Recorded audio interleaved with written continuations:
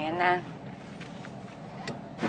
Salamat Alam mo, maasahan ka talaga kahit kailan. Kailangan pa ba talagang bantayan si Rome dyan sa Expo? Baka nakakalimutan mo na may travel agency rin si Angelo. Baka naman kasi pumunta yan dyan tas kasama si Emma. I just want to make sure na hindi magkikita si Emma sa si Rome. Sige, bahala ka. Pero mag-iingat ka dyan, no? Mag-ingat ka. May mangyari na naman sa'yo dyan. Sige. Salamat Sige. Ingat, ingat. Ingatan mo yung baby, Emma, huwag ka na kayong sumama sa Travel Expo. Mall yun, ano? maraming tao. Mamaya mapano ka. Sige na, isama mo na ako. Wala akong nagagawa dito eh. Bored na ako. Tsaka maganda namang exercise yung naglalakad-lakad. Pero Emma... Sige na. Alam mo, swerte mga buntis. Di ba lucky charm mo ako?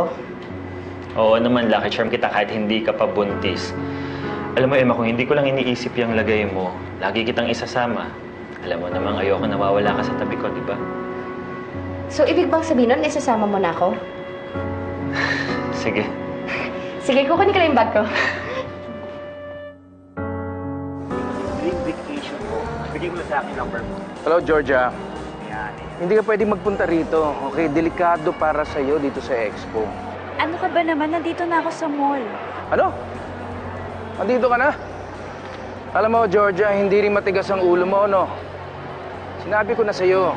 Rome, huwag ka naman nang magalit to. Naiinip na kasi ako sa bahay Ay, nako. O, sige, tingnan mo na. Saan ka na? Pupuntahan na lang kita. Huwag na, sige na. Malapit na ako dun sa sa booth nyo. O, sige. Oh my God. Georgia, okay ka lang ba? Ha? Wala. Sigurado ka, okay ka lang, ha? Sige, papunta na ako dyan. O, sige. Bilisan mo na. Dahan ka lang, okay? Dito lang ako. Pabayaan mo na yan, bro. Safe naman dito sa mall, eh. Sinasabi ko na nga, be. Pupunta yung mga walang yan dito, eh. Hindi dapat sila makita ni Ron. Hindi rin matigas ang ulo ni Georgia, pare. Ibang klase rin yung bro, no? Buntis na nga siya. Gusto ka pang bakuran. Eh, pare, naiinip na daw siya, eh. Eh, pare, syempre, bro. Ayaw ka lang niya dumugin dito ng mga babae. Syempre, kasama mo ako. Tingnan mo, ayan, no? Chicks tayo dito. Hindi, bro, seriously speaking. Saka, bro, pag buntis yan, they feel bad, they feel ugly. Alam mo yun? Eh, pare, si Emma buntis noon, pero hindi naman ganito. Ikaw nagbanggit sa ex mo, ha? Akala ko ba, ayaw mo na siyang marinig yung pangalan niya. O, dito lang daw siya, eh. Malapit na daw siya, eh. Tingnan mo, parang namumutla ka. Okay ka lang ba? Okay lang ako. Rome, kailangan na natin umalis. Hindi ako pwedeng umalis dito. May expo rito. Kita mo, Lapit na yung booth. Ba't hindi ko ba naisip na nandito yung mga yan? Anong sabi mo? Wala. Rome, sumasakit kasi yung tiyan ko, eh. Please. Georgia, kung hindi mo na talaga kaya, pwede kang tawagan si Mando, pwede kitang pahatid. Okay? Rome, please, ikaw naman na yung maghatid sa akin, oh. Makatugay na ako dito, eh. Sigurado ka, hindi mo na talaga kaya. Hindi ko na kaya, bilis. Uwi na tayo. Ha? Kakatating lang natin, di pa nga tayo nakaabot sa booth. Kasi baka may mangyari sa'yo. Ang daming tao, eh. Halika na. Ano naman mangyayari sa akin? Please. Umalis na tayo dito. Pare, bahala ka na rito, ha? Ihatid ko. Pare, kakatid ko kayo. Bumabapil lang ako sa baby ko. Baby! Pabayaan. Halika na. Doon tayo, doon. Shortcut dito.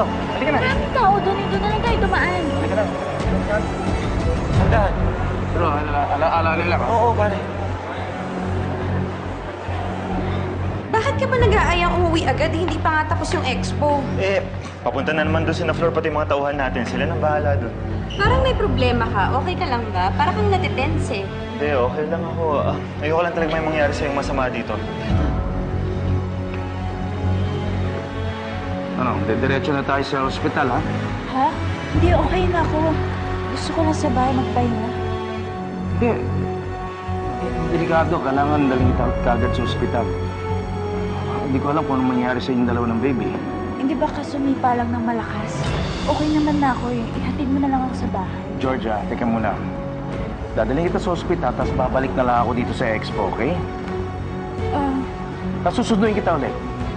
Rome, pwede bang huwag ka nang bumalik doon? Kasi Kasi natatakot ako baka sumakit ulit eh. Pwede bang bantayan mo na lang ako, please? Alam mo, Georgia, mabuti pa nga siguro ganun. Uwi na kita sa bahay. Papantayan na lang kita. At least alam ko ang kondisyon ninyong dalawa. Okay? Hindi na tayo mag-hospital. Salamat. Iingat ka, ha? Halika. Dahan-dahan lang, dahan-dahan. Mahal na mahal mo talaga yung anak natin, George. Siyempre.